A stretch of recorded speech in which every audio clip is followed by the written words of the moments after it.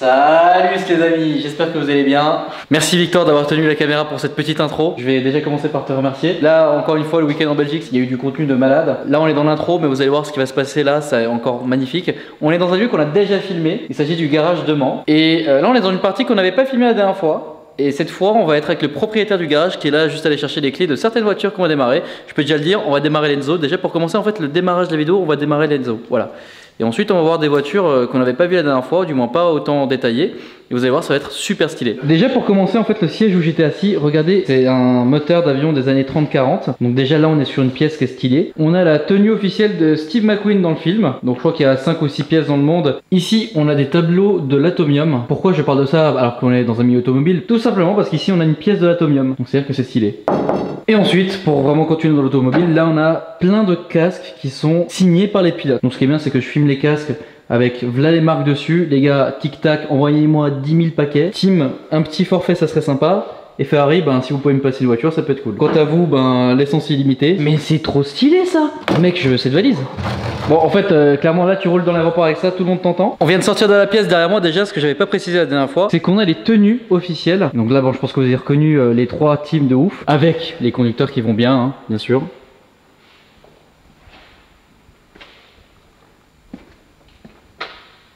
Voilà, est-ce que tu as cette décoration dans ton salon? Moi non plus. Par contre, on a l'exclusivité aujourd'hui d'avoir Loïc. Comment tu vas? Je vais très bien, super. Super. Impeccable. Avec toutes ces belles voitures autour de nous, on peut être qu'heureux. Ah bah là, là tu peux que être heureux et être physiquement bien, si tu vois ce que je veux dire. Exactement. Tous les matins, voilà, quand tu as un petit coup de blues ou quoi, tu viens ici et tout de suite tu as de nouveau le peps et l'énergie pour commencer la journée. Exactement. Alors là, derrière, on a une Enzo, pour moi qui est l'une des Ferrari les plus mythiques. En même temps, vu le nom, tu m'étonnes qu'elle soit pas très mythique. Vu son nom, c'est sûr qu'avec le nom du constructeur, il ne pouvait pas faire quelque chose de merdique, hein. Ça c'est certain. Et là, bah, pour moi, ouais. elle est emblématique. C'est emblématique. Pour moi, c'est dans la nouvelle génération de Ferrari, elle fait partie du top 5. Donc on les appelle les Big Five. Donc dans les Big Five, tu as la 288 GTO, la F40, bien sûr emblématique de chez Ferrari. Je pense que tous les collectionneurs Ferrari un jour aimeraient avoir la première de la collection. C'est la F40, c'est la plus, elle est juste dingue la F40. Bien sûr qu'on reverra après d'ailleurs aussi dans la vidéo. On verra ici, il y en a pour l'instant il y en a 2 présentes. Et donc la F40, la F50, l'Enzo et la Ferrari bien sûr. Bien sûr. Voilà, ça c'est les 5 plus rares, les plus recherchés et bien sûr les plus chers en Ferrari. D'accord, et tu as dans les mains quelque chose d'assez sympa. Tu caches quelque chose voilà, derrière tes... J'ai la clé, La clé du bonheur. C'est plus joli avec le sigle. Voilà. Donc voilà, donc pour vous, en exclusivité, je vais démarrer cette machine, ce monstre. Déjà, c'est quand même stylé, on voit l'intérieur, donc c'est aussi une coque en carbone, on est d'accord? Tout carbone, oui, monocoque, carbone, on voit bien tout en une pièce. Donc il y a juste le moteur en cas d'accident qui se sépare de la coque. Donc on a une monocoque qui nous protège. Et après, en cas d'accident, c'est prévu que le moteur puisse se détacher de cette monocoque. D'accord, ok.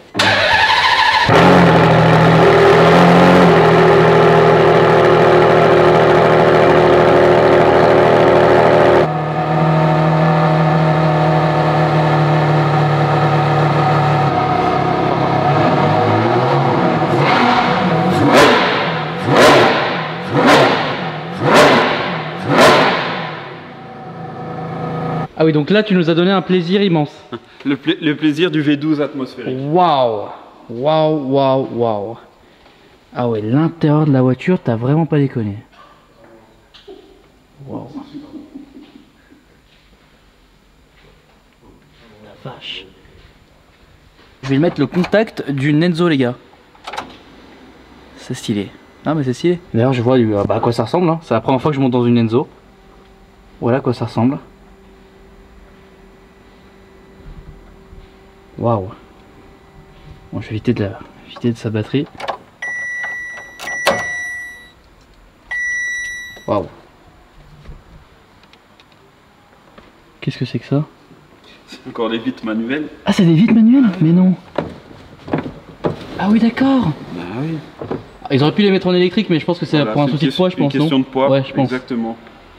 Une question de poids, une sportive, le poids c'est l'ennemi. Donc là on a des parties en cuir ici, là. J'ai vu aussi, ouais voilà ici. donc le pédalier qui est là comme ça. Oh là là, c'est incroyable d'être dans cette voiture. Waouh. Oh, c'est fou comment ça brille de carbone de partout. Même le tableau de bord, vous voyez, c'est incroyable. Peux-tu nous rappeler l'année de la voiture? L'année, celle-ci, c'est une 2004. D'accord.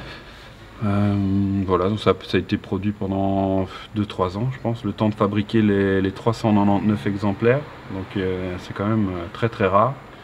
C'est une des Ferrari les plus rares qu'on puisse trouver aujourd'hui. Tu as la F50 qui est à 349 exemplaires, qui est encore plus rare. Mais ça reste quand même très recherché et sa cote n'a fait que monter depuis qu'elle est sortie. C'est une voiture qui coûtait à l'époque aux alentours de 600 000 euros. Ouais, quand même déjà, ouais. Donc c'était 600, 650 000 je pense dans ces eaux-là. Aujourd'hui, une bonne Enzo, je veux dire en ordre, qui n'a pas été accidentée, qui a un historique limpide, complet, certifié Ferrari. Là on va être aux alentours de 2 millions d'euros. Ok, d'accord. Bon bah voilà, je pense qu'on a compris un peu le délire. Donc le volant avec les modes. Le lift d'ailleurs. Les clignotants qui sont ici. Hein. Et derrière on a les... Ah oui, tu peux pas faire d'appel... Ah oui d'accord, c'est fixe. Pour faire un appel de phare, t'appuies ici en fait. Bon, on vient de faire la Enzo. Ouais, et on commence fort. On commencerait fort. Ah bah oui, là on a commencé à faire la vidéo. J'ai fait une petite visite des locaux.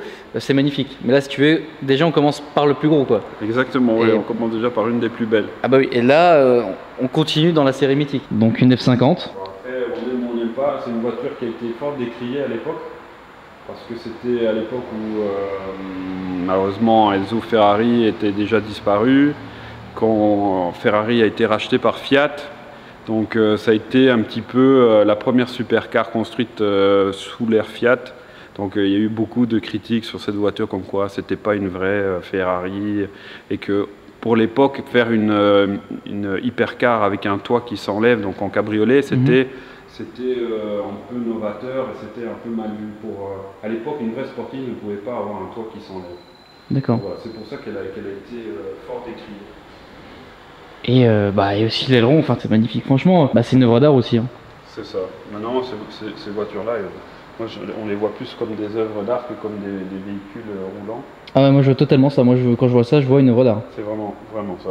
Il y a des gens qui achètent des tableaux, mais pour moi aujourd'hui, les gens qui achètent ça, bon, c'est des amoureux de l'automobile.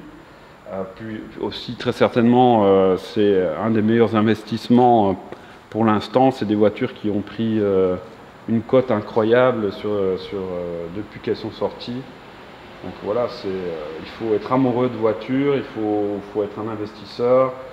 Bon, il y a des gens qui préfèrent avoir un tableau à leur mur et d'autres qui aiment avoir des belles voitures dans leur garage. Il en faut pour tout le monde, il en faut pour tous les goûts. Après moi je trouve que dans le délire, il faudrait que les personnes aussi qui ont ces véhicules les sortent quand même de temps en temps. Ouais non, c'est sûr que si de toute façon ces voitures elles sont faites pour rouler, on ne peut pas laisser une voiture pendant 5 ou 10 ans sans rouler parce que on pourrait croire que ça l'abîme pas, mais si, ça l'abîme énormément. Une voiture, les liquides ont besoin de circuler, une voiture a besoin de tourner, sinon il y a de l'humidité qui se met dans l'échappement, donc il faut qu'elle chauffe, il faut que ça circule, et si possible utiliser les freins. Voilà, il faut la faire rouler au minimum. Je pense que le mieux c'est au moins une fois par mois de la démarrer, de faire un petit tour pour dégripper les freins, les étriers, que tout circule. Et ça peut leur faire que du bien. Il faut qu'elles vivent ces voitures. Bien sûr. Et là elle est ouverte aussi. Elle est ouverte. Autant te dire que je fais très attention. Voilà, je tiens la porte. Merci. Donc on a encore un panneau de porte en carbone. C'est fou. Vitre manuelle aussi. Ah, bien sûr. Waouh, l'intérieur. Ah les gars, je suis en train de filmer l'intérieur d'une F50 quoi. C'est fou. Là c'est encore old school quoi. C'était à l'époque où les boîtes séquentielles n'existaient pas encore, donc c'est la boîte en H typique Ferrari. Il faut savoir que cette voiture-là a été faite avec un moteur et des composants de Formule 1. Donc le moteur V12 qu'il y a dedans, c'est un moteur F1 qui a été dégonflé, mais c'est exactement le même moteur que la Formule 1 qui roulait à l'époque, qui a été transformé pour pouvoir rouler avec et pour pouvoir faire des kilomètres, pour qu'il soit, je veux dire, qu'il y ait une certaine endurance et qu'on ne doive pas le remplacer ou qu'il y ait trop de maintenance, mais tout ce qui est mécanique Donc moteur boîte, c'est issu de la F1 de l'époque. D'accord. Et donc là, le toit s'enlève, c'est ça? Exactement, donc ici on peut choisir. Donc toute cette partie-ci se démonte. Bon, ça se fait pas en 5 minutes, hein, ça prend quelques heures quand même. Ah, ça prend quelques heures quand même. Ça Ah, prend d'accord, quelques ok. heures, ouais. C'est pas si simple que ça. Et puis une fois qu'on a enlevé le toit, on doit rajouter les arceaux de sécurité. D'accord, c'est pas une 355 GTS quoi. Non, voilà, c'est ça. Ok. Ça se fait pas en 5 minutes. D'accord. Ok, ben waouh. Déjà, un grand merci. Les deux voitures, déjà de les ouvrir, de voir l'intérieur beaucoup plus détaillé, c'est fou. Alors, dans la continuité du garage, je pense que la F40 vaudrait mieux qu'on la voit en bas. Ouais, en bas, celle-là, c'est une F40, mais c'est pas une F40 comme on a l'habitude de voir. C'est une version LM. C'est une voiture qui n'a pas le droit de rouler sur la route. Déjà parce qu'elle n'a plus ce qu'il faut que pour pouvoir aller beaucoup trop basse. C'est des échappements libres. Donc voilà, c'est une voiture qui ne pourrait plus passer au contrôle technique. Voilà, c'est une voiture uniquement destinée au circuit. D'accord. Ensuite, derrière nous, on a une Black Series. Voilà, SL65. C'est une SL65 V12 biturbo. C'est la Mercedes la plus puissante de route jamais construite. Donc c'est une voiture qui est méconnue, c'est vrai qu'on n'en voit jamais. Il faut dire qu'il y en a eu très peu de construites. Donc c'est une série limitée à 350 exemplaires. Il y en a eu 175 ou 175 si vous préférez pour les États-Unis et 175 pour l'Europe. Donc ça c'est une des rares européennes. Alors comment nous reconnaissons les européennes des américaines? Les européennes, elles ont les sièges baquets, ce qui était strictement interdit aux États-Unis. Ah, d'accord. Donc voilà, donc celle-ci, elle a les sièges baquets européens, ce qui est beaucoup plus beau, beaucoup plus esthétique. C'est une voiture qui coûtait très très cher à l'époque parce que tout a été fait pour cette voiture. Donc normalement, il faut savoir qu'une S7 c'est cabriolet. Ici, on a affaire à un coupé, un GT. Donc c'est une grosse transformation qui a été faite sur la voiture et tout est unique. Les sièges ont uniquement été faits pour cette voiture-là. Le capot en carbone, les ailes, les jantes, l'aileron arrière, tout est spécifique à cette voiture. D'accord. Donc c'est pour ça qu'elle a coûté si cher, c'est pour faire des pièces uniquement pour 350 voitures, ça coûte énormément d'argent. On a même les tapis de sol V12 quoi. Elle est incroyable. Je n'ai pas d'autres mots. Alors je sais ce mot peut peut-être revenir souvent dans la vidéo, mais waouh quoi les gars. Waouh. SL65. Voilà. C'est-à-dire que là, 670 chevaux. V12 biturbo Ouais. en propulsion. Biturbo propulsion. Je sais pas si vous vous rendez compte les gars, c'est fou.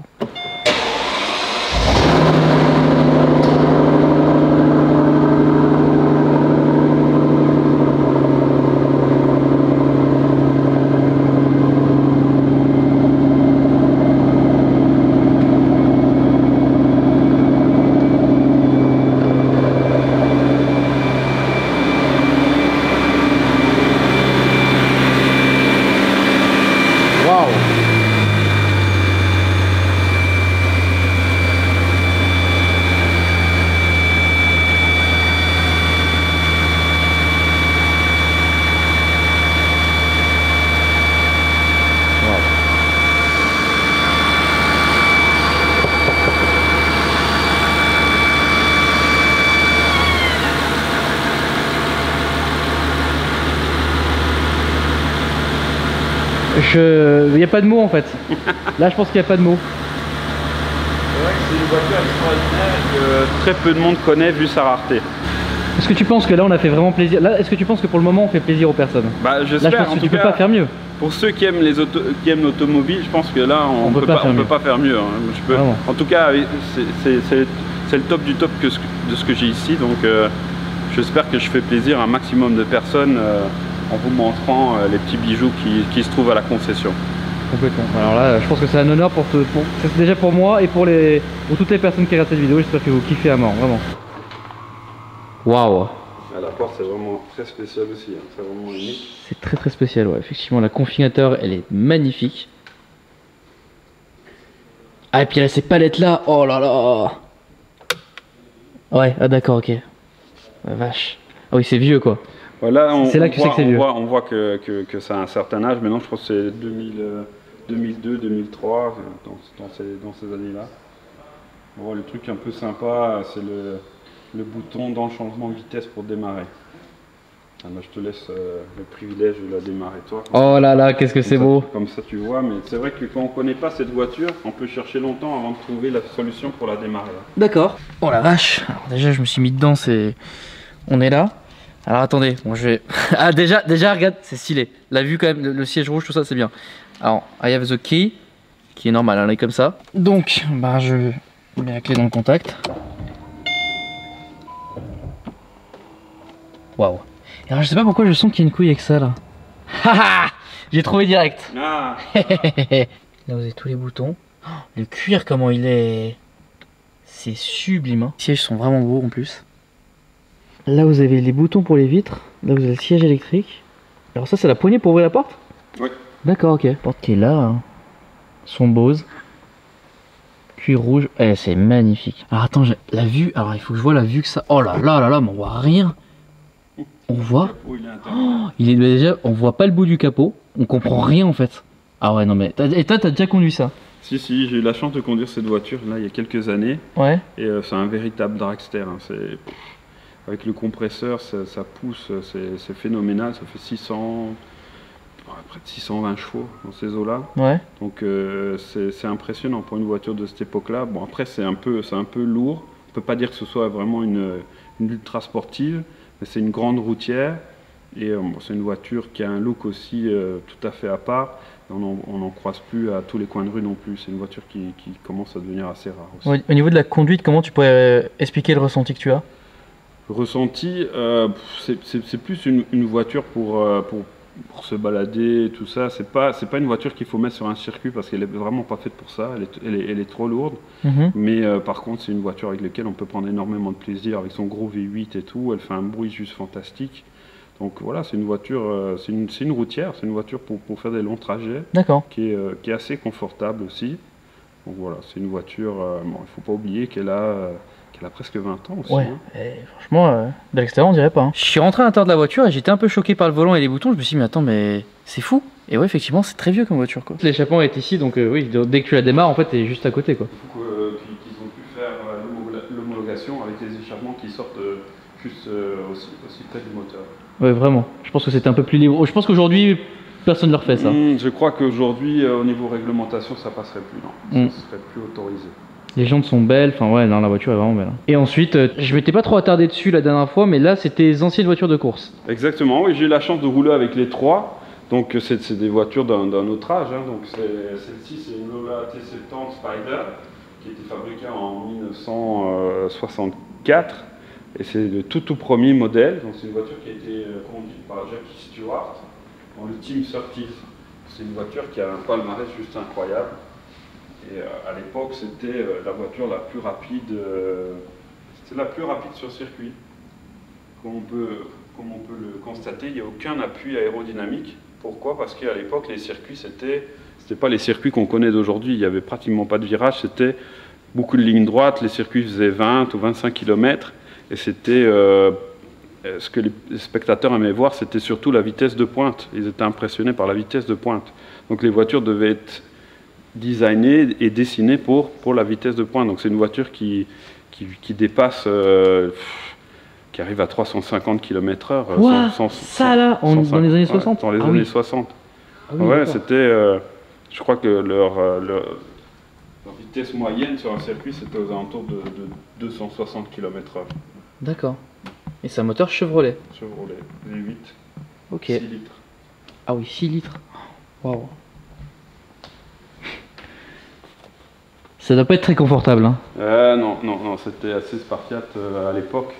Le confort, on connaissait pas, et la sécurité non plus. Oui, oui, je pense aussi, ouais. Je peux vous dire qu'à plus de 300 à l'heure, j'ai eu la chance de rouler avec à plus de 300 à l'heure sur Francorchamps. T'as dû halluciner. C'est très rapide. Il faut se dire qu'en plus, au niveau sécurité, c'est très limite. On ne pensait pas du tout à la sécurité à l'époque. C'est quelque chose qui, je veux dire, ça faisait partie du risque. Si vous rouliez en tant que pilote, il y avait des morts tous les ans. c'était normal, ça faisait partie de la profession de pilote. Tu dis ça, mais c'est horrible comment Non, ouais, non, mais à l'époque, c'était comme ça. Il faut bien se dire qu'au début, on roulait avec un petit casque en cuir et puis c'était tout. Hein. Donc, et même au tout début de la course automobile, ils étaient 2 par voiture. Il y avait le mécanicien qui venait aussi avec. D'accord. Donc, en plus, ça faisait le double de mort. Génial. Ah bah oui, 2 pour le prix d'un, c'est ça? Voilà, 2 pour le prix d'un. C'est horrible. D'accord. Et ensuite d'autres modèles, quoi. Voilà, donc ça c'est une Chevron B19, ça c'est de 1972. Donc voilà, ça c'est déjà un plus petit moteur, mais ça se rapproche plus un peu du kart en fait. Mais sérieux, tu t'es vraiment assis là-dedans, là, dans ce truc comme ça, oui, là? c'est ça, donc c'est un siège qu'on fait, qu'on moule sur place, donc en fait on se met, on met la mousse dans un sac poubelle. Et puis on prend l'empreinte directement assis dans la voiture. Voilà, mais après on est bien calé dedans. T'es bien, franchement? Ouais, on est bien calé. Bon après, oui, il n'y a aucun confort, mais bon, sur un circuit il n'y a pas de dodane, donc pas de souci. Impressionnant. Ça a quand même une sacrée gueule. Hein. Ouais, c'est assez spécial. Donc ça c'est un sport proto. 1976, c'est la plus récente des 3. C'est Osella, c'est une marque italienne. Ouais, au niveau hauteur de caisse, on est vraiment très bas. C'est un moteur BMW qu'il y a dedans. D'accord. Les Italiens et les Allemands, ils arrivaient à s'entendre pour faire des bonnes voitures à l'époque. C'est une tenue de route juste incroyable. Qu'est-ce que c'est? C'est un extincteur? C'est un extincteur, oui. Ok. Waouh. Très fun parce que c'est très léger, c'est très jouette, on ressent tout. Plus une voiture est légère, plus on fait corps avec la voiture. Parce que dès qu'elle bouge, on ressent toutes les sensations. C'est pour moi le plus grand plaisir que j'ai eu dans ma carrière, c'est de rouler en sport proto et en monoplace. C'est simple, au plus la voiture est légère, au plus le plaisir monte. Donc voilà, c'est aussi simple que ça. Donc comme disait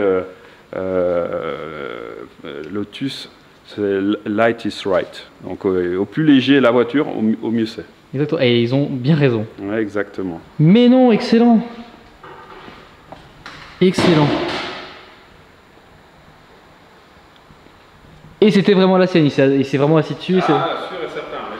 D'accord. Si vous regardez sur internet, vous mettez Johnny Hallyday, moto Harley 3 roues, il y a des tas de photos de lui sur la moto, donc oui, elle vient directement des États-Unis. D'accord. C'était bien la sienne, avec sa déco perso. Ça fait partie de l'histoire. Avoir la moto de Johnny, c'est quand même super cool. Oui, vraiment. Et là, avant de redescendre, on a une Super America ici et une 300 SL que c'est plus à présenter. C'est l'une de mes voitures, enfin l'une de mes vintage favorites, voilà.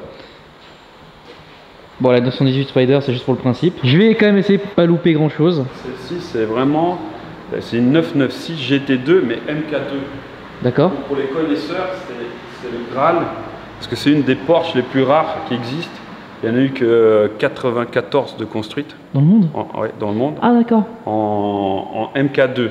La phase 1, il y en a eu 1000, 1100, 1200.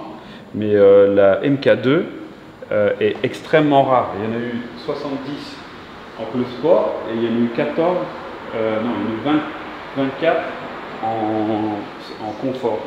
Ça, c'est une des 24. On les reconnaît comment? Les jantes, c'est les jantes GT3.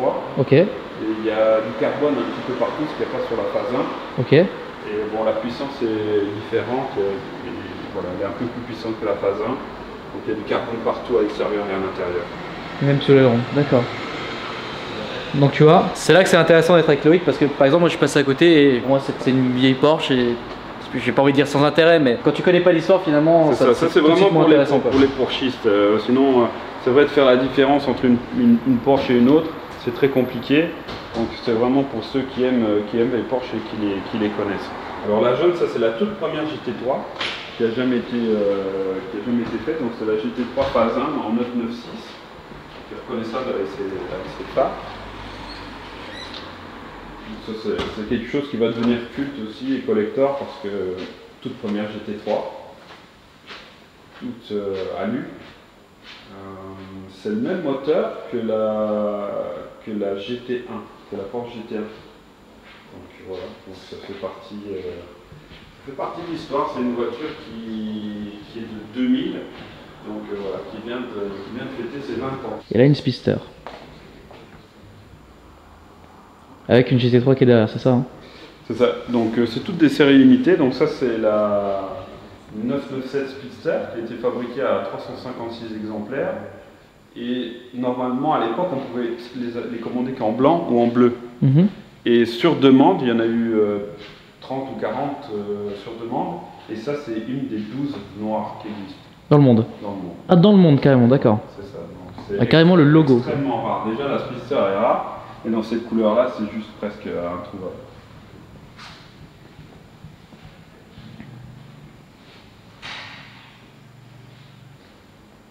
Ok. GT3 RS, 4 litres, série limitée, la toute dernière en 997, 600 exemplaires.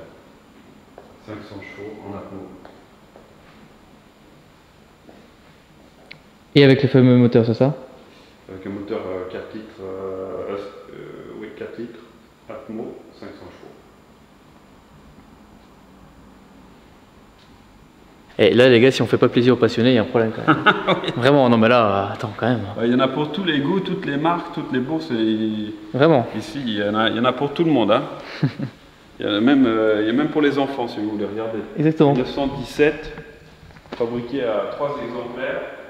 1 million d'euros. 1 million. La vraie 917, on est plus aux alentours de 15-20 millions d'euros. Donc la vraie qui est comme ça? Ouais, donc la vraie qui a roulé à l'époque, dans la fin des années 60, début des années 70. Belle 917, aujourd'hui c'est entre 15 et 20 millions d'euros. Ok. Bon, le stock qui était en haut, vous l'aviez déjà un peu vu, mais le stock qui est en bas a un tout petit peu changé. Et là, ils ont clairement rentré ma voiture préférée. Souvent, vous savez, je fais des FAQ sur Instagram et on me demande quel est ton but ultime ou ta voiture de rêve. C'est pas une Pagani, c'est pas une Koenigsegg, c'est pas non plus une Bugatti. Mais c'est bien ça, la voiture de la miniature. Aventador SVJ. De toute façon, Aventador tout court, hein, c'est le moteur qui me fait le plus bander comme un âne. Donc là, forcément, on est devant le tout dernier modèle. Je vous montre juste ça pour le plaisir, hein, c'est juste... Malheureusement, j'ai pas trop de place à l'avant, mais il a mis le logo en noir. Et regardez comment elle est belle, quoi. Et voilà un peu l'intérieur. C'est tellement magnifique. Je me suis permis un petit plaisir, vous allez voir. Signature lumineuse. Regardez ça. Tu vois ça là? Ça c'est l'enfer sur terre. En fait quand t'as ça qui arrive derrière toi, tu sais que tu vas mal te sentir en fait. Qu'est-ce que tu en penses Loïc de l'Aventador? Je pense qu'elle est juste monstrueuse. Et en plus dans cette configuration là, ça se rapproche plus d'une Batmobile que d'une voiture. C'est clair. Ouais effectivement, il a mis un XPEL et il est invisible à l'œil nu. Alors je sais pas si à la caméra on peut le voir, mais attendez. Je vais un peu zoomer, là voilà. Là vous voyez en fait le film ici. Vous voyez là, on peut le... Voilà. Enfin je vais pas le décoller mais ouais, vous avez compris un peu le délire. Et il a aussi mis ça sur le carbone, on peut le voir aussi ici. On peut voir le petit trait ici. Voilà. Donc effectivement. C'est un travail d'orfèvre parce que honnêtement, il faut vraiment aller mettre son œil dessus pour le voir. Hein. Exactement. C'est juste incroyable. Ce qu'on arrive à faire maintenant avec des films de protection, c'est magique. Pour protéger une voiture, je pense que quand on a une voiture de ce budget-là, ok, ça représente aussi un budget conséquent. Au moins, ça permet de protéger la voiture et de rester avec sa peinture d'origine. C'est-à-dire que si on roule avec, de ne pas devoir repeindre tout un avant, tout un bloc avant, parce qu'il est mitraillé de cailloux. Exactement. Donc on est mieux d'investir dans un film de protection dès le départ que d'aller payer une peinture sur une voiture de ce prix-là. Et ça enlève une certaine cote aussi. Il faut savoir que des voitures de collection, à partir du moment où elles ont été repeintes, elles perdent en cote. Okay. C'est une chose très importante aujourd'hui. Les collectionneurs veulent des voitures en première peinture. À savoir qu'un XPEL là-dessus, je pense qu'on doit être minimum à 20-30 000 euros, c'est sûr. Petite 5008 banalisée, c'est magnifique. Waouh. Non, tu vas quand même pas la démarrer. Pour te faire plaisir. Oh là là là là, Loïc. Tu es un homme de goût.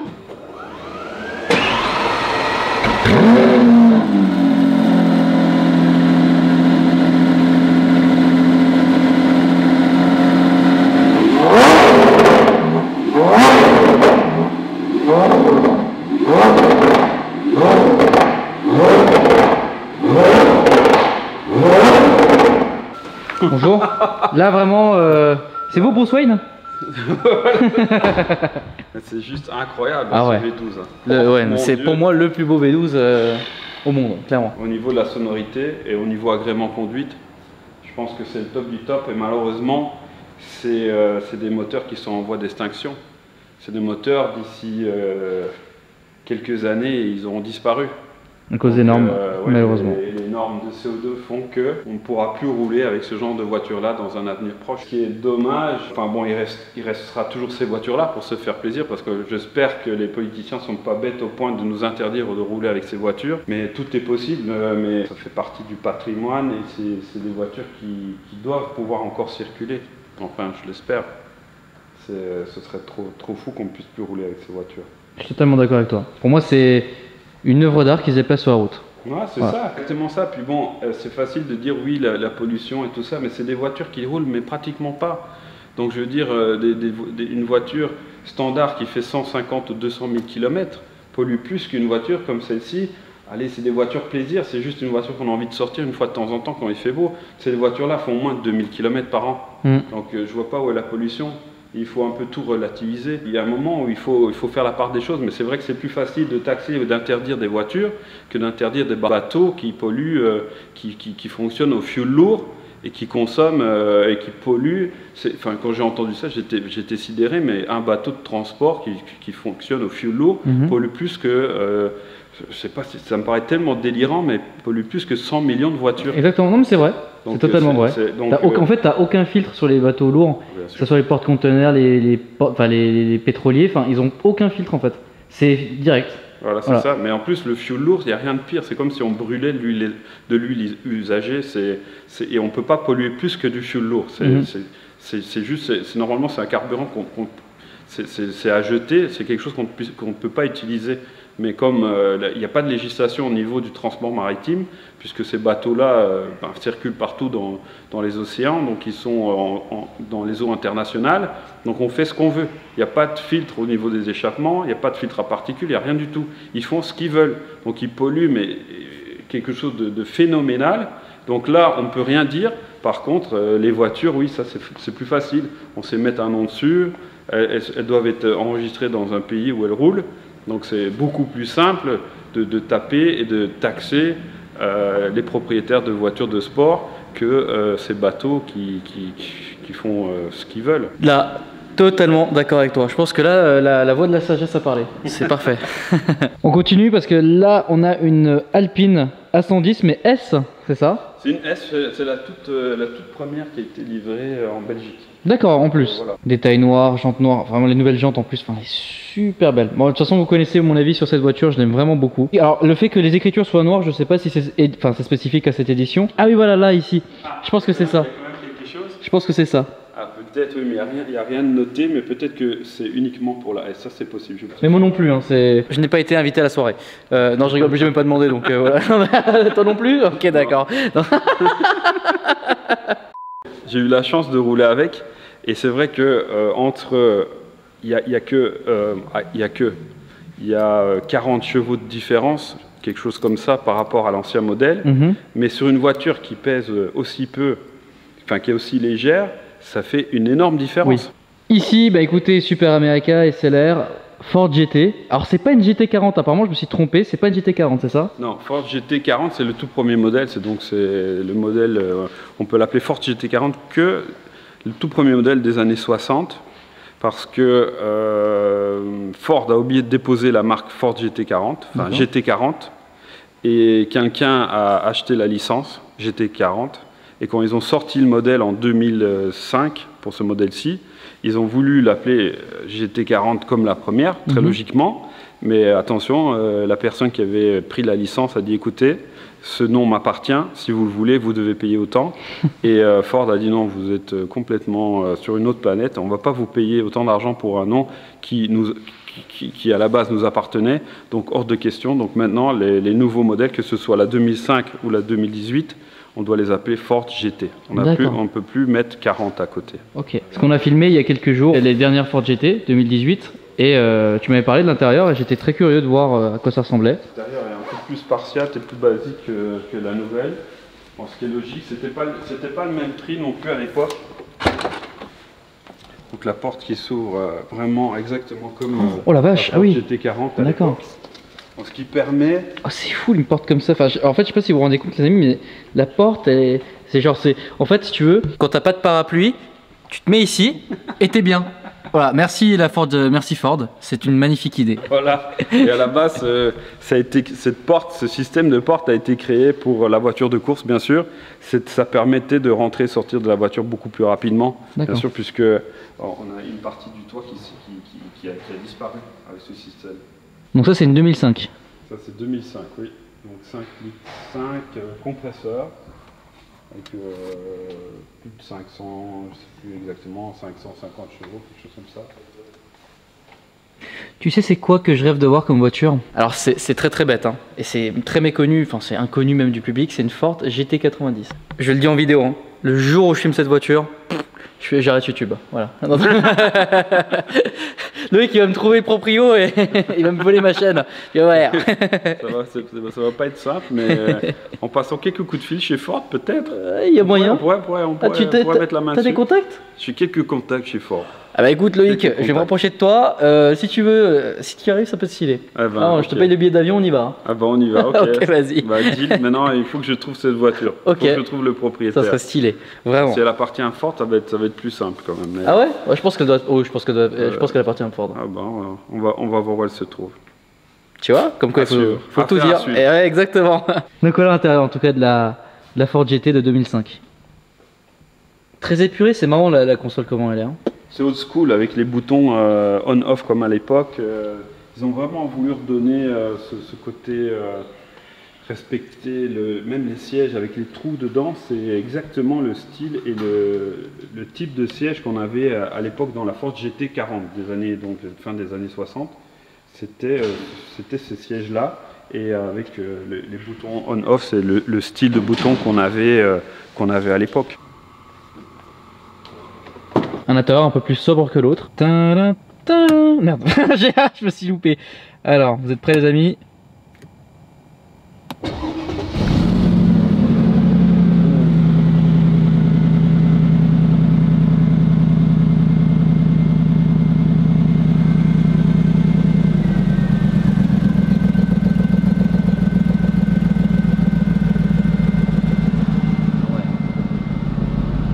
Ça déconne pas.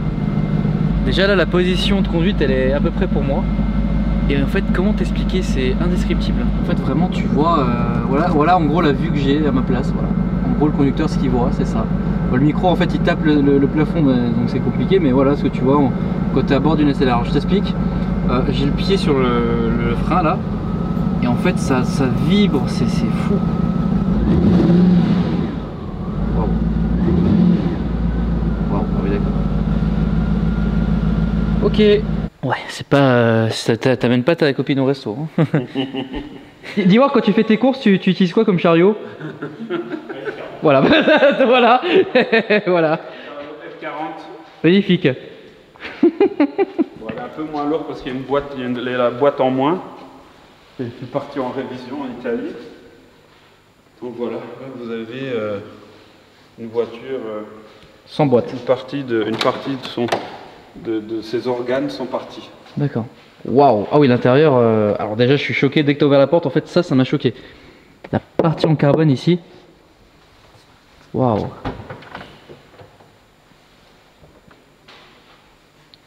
Mais il ne faut pas oublier que cette voiture, elle a été, les toutes premières ont été construites en 87-88. Hein. Donc ça commence à dater. Et quand on voit le look de cette voiture, pour l'époque, c'était juste révolutionnaire. Et ce V8 qui est d'une petite cylindrée, hein, c'est un 2 litres 9. Quoi, un 2 litres 9 V8? C'est un 2 litres 9, c'était possible. 2 litres 9 V8 biturbo. Et c'est juste incroyable à rouler cette voiture, c'est phénoménal. C'est les turbos ancienne génération, donc ça veut dire que c'est on-off. Okay. C'est juste, t'appuies, t'attends 3 secondes, t'as rien, et puis il y a tout qui décharge. Hein. Mais, propulsion en plus. Propulsion, mais ça c'est juste phénoménal comme voiture à rouler. D'accord. Ça c'est juste fantastique. C'est une des voitures les plus sympas à rouler de cette génération-là.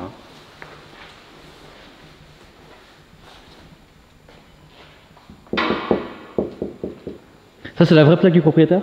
Ouais. D'accord. Salut le propriétaire, voilà, tu gères. Je tenais juste à dire ça. Ce qui est bien en Belgique, c'est qu'on a le droit de personnaliser les plaques. Donc à partir du moment où la plaque qu'on veut est libre, ouais, c'est magnifique. On paye 1 000 € et on peut avoir la plaque qu'on veut, avec son prénom, son nom de famille. On peut mettre ce qu'on veut à partir du moment où c'est pas sexuel ou... Exactement. Et en fait, voilà, t'as lu dans mes pensées. Tu commences à bien me connaître en fait. Avec la journée que t'as passée avec moi, on peut pas écrire bite quoi. Non, c'est dommage. Non, voilà. tout ce qui est... Qui peut prêter à confusion, qui est un peu... qui sort de l'automobile, interdiction. D'accord, ok. Moi, sinon, le reste, tout est libre. Donc là, derrière, on a une Lancia. Exact. Une Lancia 037, c'est une voiture ultra rare. Parce qu'ils étaient obligés d'en construire 200 pour l'homologation, pour rouler en groupe B à l'époque. Donc c'est une voiture qui a été construite uniquement pour pouvoir faire des courses de rallye. Et donc voilà, et maintenant c'est une voiture qui a été construite en 80, début des années 80.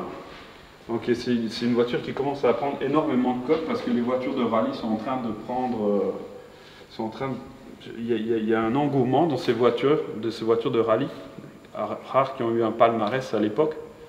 Donc tout ce qui est Lancia, Delta Intégrale et tout ça, c'est des voitures qui ne valaient pas grand chose et qui sont en train de prendre énormément de cotes. Celle-là, elle est assez particulière parce que c'est un moteur Abarth qu'il y a dedans. C'est pas d'origine ça? Si, c'est d'origine. Ah, c'est d'origine, on est d'accord. C'est une voiture, elle est sortie comme ça, et c'est le même moteur et la même configuration que la voiture de course. Donc c'est une voiture de course, sauf qu'elle a été civilisée avec les sièges et tout ça, mais c'est exactement la même voiture que la voiture de rallye d'époque. Donc c'est un moteur Abarth mais avec un compresseur. Ok. Donc ce qui est vraiment rare. Il existe aussi même d'autres modèles, pas ce modèle-ci, mais je pense que la Delta Intégrale de rallye, elle avait turbo et compresseur aussi. C'est encore Noël. Ils ont encore laissé les petites décos. Les amis, on est à la vitrine du garage. Derrière moi, une GTR 2013. Je dirais même que c'est la Gentleman Edition. Je sais pas pourquoi, je crois que c'est ça. Et on termine en beauté, les amis, sur une Viper. Donc, je sais pas. Alors là, par contre, la Viper, les amis, moi je suis perdu. GTR, autant je connais, mais alors là, ici, je connais pas. Une 2014 et SRT Time Attack Limited Edition. Donc voilà, on est sur une édition limitée à 93 éditions et là c'est la 79e. Voilà. Si tu connais pas, tu demandes à Soul. Exactement, Soul ACR. Voilà. Qui lui connaît. Surtout sur les Vipers. Je pense qu'il a. Il en a une aussi. De celle-là? Il y a la même, oui. D'ailleurs, les amis, c'est prévu de faire du contenu avec Soul cette année, donc j'ai vraiment hâte de faire un tour de Viper, enfin qu'il me fasse faire un tour de Viper, parce que c'est assez connu. Soul est un peu fou du volant. Hein, il n'est pas impossible qu'il me fasse un peu peur. Déjà, Loïc, il m'a fait flipper. Non mais je tiens quand même à le dire. Par contre, moi je monte pas avec toi là-dedans. Ah non, voilà, on est d'accord. Donc voilà les amis, petite fin sur une Viper. Loïc, je tiens vraiment à te remercier pour cette journée. C'était vraiment cool. Avec grand plaisir, c'est toujours un plaisir de vous accueillir, les petits Français ici. Magnifique. Je suis suisse. Hein, non, les Suisses et les Français, en tout cas tous les francophones sont les bienvenus. Et ça prouve bien qu'en Belgique, on peut faire des choses ultra sympas, et qu'on a des belles voitures, et qu'on aime l'automobile, et qu'on a la passion de l'automobile. Exactement. Et j'espère qu'on va pouvoir la garder le plus longtemps possible. Totalement. Et j'espère revenir bientôt aussi cette année pour refaire des vidéos avec toi, où tu m'envoies direct dans le talus avec une voiture, je sais pas laquelle, mais... avec grand plaisir. Dès que j'ai un nouveau modèle un peu sympa, je t'envoie une petite vidéo. Avec plaisir. Et on regarde, et j'espère que dès que le beau temps sera de retour, on ira faire un petit track day avec une voiture ou l'autre. On verra, ce sera la surprise. Yes, ça sera la surprise. Bon, les amis, en tout cas, son Instagram s'affiche actuellement, donc personnel et le garage. Voilà. Sur ton personnel, il y a des trucs sympathiques quand même. Des trucs sympas, il y a des... oui, il y a un petit peu de tout, toutes les voitures que j'ai rentrées, vendues... Enfin voilà, et pour les amoureux des voitures, en tout cas, il y a un petit peu de tout. Il y a des vidéos sympas à l'époque quand je roulais en course avec la Formule 1. Enfin voilà, il y a un peu de tout. Si vous aimez le sport auto, les belles voitures, allez jeter un coup d'œil, vous ne serez pas déçus. Voilà, magnifique. Est-ce que tu as un mot de la fin? le mot de la fin, eh ben, que dire de plus, belle voiture, plaisir, et puis belle femme aussi. J'ai exactement ce que j'allais dire, mais c'est exactement ce que j'allais dire. Loïc, tu termines en beauté, magnifique, un grand merci à toi. Voilà. Victor, je ne vais pas te louper, parce que tout ça c'est aussi grâce à toi, merci. Ton Instagram ça fait actuellement, même si tu t'en fous, mais ça fait quand même plaisir. Et bah, un grand merci hein, pour déjà la dernière fois et là. C'est de sourire un peu, toi. Ouais, je te jure, souris, t'es pas si moche. Un grand timide, les filles. Oui, mais un cœur à prendre. Les amis, j'espère que vous avez kiffé cette vidéo. N'hésitez pas à la liker, à vous abonner. Et moi, je vous dis à la prochaine pour une nouvelle vidéo en espérant que ça soit de plus en plus lourd. En tout cas, on commence très bien ce premier mois de l'année. Salut ça.